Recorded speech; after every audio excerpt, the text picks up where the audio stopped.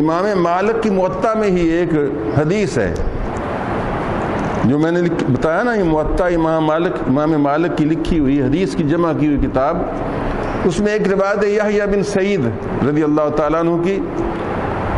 وہ کہتے ہیں کہ نبی کریم صلی اللہ علیہ وسلم ایک دن بقیع کے اندر تشریف فرما تھے اور ایک مومن کی قبر کھودی جا رہی تھی. اس کی قبر کھود چکی تو اس شخص نے ادھر جھانک کر دیکھا، جس طرح ہمارے لوگ بھی جھانک کر دیکھتے ہیں، تو دیکھ کر بولا بئس مضجع المومن، کہ مومن کے لیے یہ لیٹنے کی جگہ کوئی اچھی نہیں.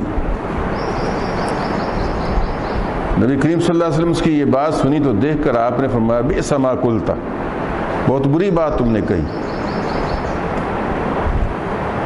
ظاہر ہے جو اس کی قبر بن رہی تھی وہ بھی کوئی صحابی ہوگا، عام صحابہ میں سے ہوگا، اور جو کہنے والا تھا یقیناً وہ بھی صحابی ہوگا.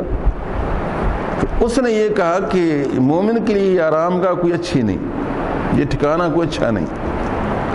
تو آپ نے فرمایا بری بات تم نے کہی کہ ایک شخص کو مدینہ میں موت نصیب ہوئی اور بقیع میں دفن ہو رہا ہے، اور تم کہہ رہے ہو کہ اس کا ٹھکانہ کوئی اچھا نہ رہا.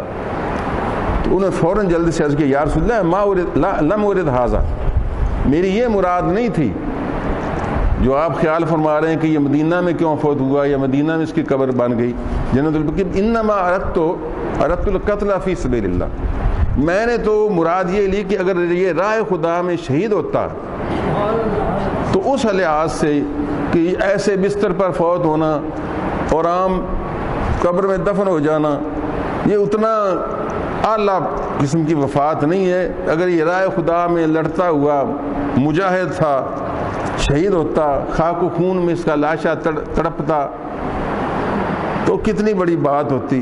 موت تو آ ہی گئی، قبر تو بن ہی گئی، قبر میں چلا ہی گیا، لیکن شہادت تو نہ نصیب ہو سکی. اور وہ مزہ جو اللہ کے لیے جان قربان کرنے میں تھا وہ تو اور ہی مزہ تھا. میں نے اس حوالے سے یہ بات کہی ہے کہ اس طرح بستروں پر فوت ہو جانا اور قبر میں دفن ہو جانا تو یہ کوئی اتنا مزیدار نہیں. تو آپ نے فرمایا ہاں تیری بات اس حوالے سے تو ٹھیک ہے کہ لا مثل القتل فی سبیل اللہ ہے، کہ اللہ کی راہ میں شہید ہونے سے جیسا تو یہ نہیں ہے کہ بستر پر بندہ فوت ہو یا قبر میں دفن ہو جائے. تو اللہ کی راہ میں شہید ہونا تو زیادہ کریڈٹ ہے، وہ بہت بڑی بات ہے. البتہ یہ بھی یاد رکھ ولیکن ما فی الارض بقعۃ احب الی ان ادفن فیہا منہا، لیکن یہ سوچ لے کہ دنیائی روئے زمین پر کوئی زمین کا ٹکڑا میرے نزدیک اتنا پسندیدہ اور پیارا نہیں ہے کہ میں اس میں دفن کیا جاؤں بنسبت مدینہ کے. سبحان اللہ، نعرہ تکبیر، نعرہ رسالت، نعرہ رسالت. غلام ہے، غلام ہے رسول کے، غلامی رسول میں شیخ القرآن قبلہ حافظ صاحب.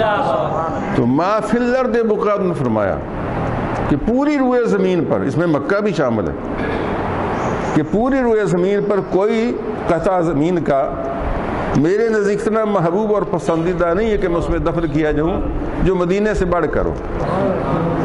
اس وجہ سے اس شخص کو جو مدینہ میں موت نصیب ہوئی ہے اور مدینہ طیبہ میں اس کی قبر بن رہی ہے تو یہ بہت بڑا کریڈٹ ہے اور بہت بڑی شان کی بات ہے. اس کا بہت بڑا فائدہ ہے کہ روز قیامت قبروں سے اٹھنے والوں میں سب سے پہلے رسول اللہ ہوں گے اور ابو بکر و عمر، اس کے بعد جنت البقیع والے ساتھ شامل ہوں گے جو صاحبان ایمان تھے، جو ایماندار تھے. یہ نہیں کہ کوئی گستاخ رسول بھی ہو، ان کو تو فرشتے ویسے نکال باہر کرتے ہیں، یہ بھی کتابوں میں آتا ہے، مستند کتابوں میں. اور کوئی ایسے خوش نصیب بھی ہوتے ہیں کہ فوت یہاں ہوتے ہیں اور فرشتے ان کی میت کو ادھر لے جاتے ہیں اور ان قبروں میں دفن کر دیتے ہیں جہاں سے گستاخوں کو نکالا جاتا ہے. لیکن ظاہر حوالے سے گویا رسول اللہ کے ساتھ معیت رسول میں میدان معاشر میں جانے والوں میں جنت البقیع والے سب سے پہلے ہوں گے. پھر وہاں بھی ان کو شان کیا ملے گی کہ شفاعت ملے گی، حضور کی شہادت ملے گی، حوض کوثر کے جام ملیں گے، اور وہ فوز العظیم پر کامران ہوں گے، بہت بڑی کامیابی پائیں گے.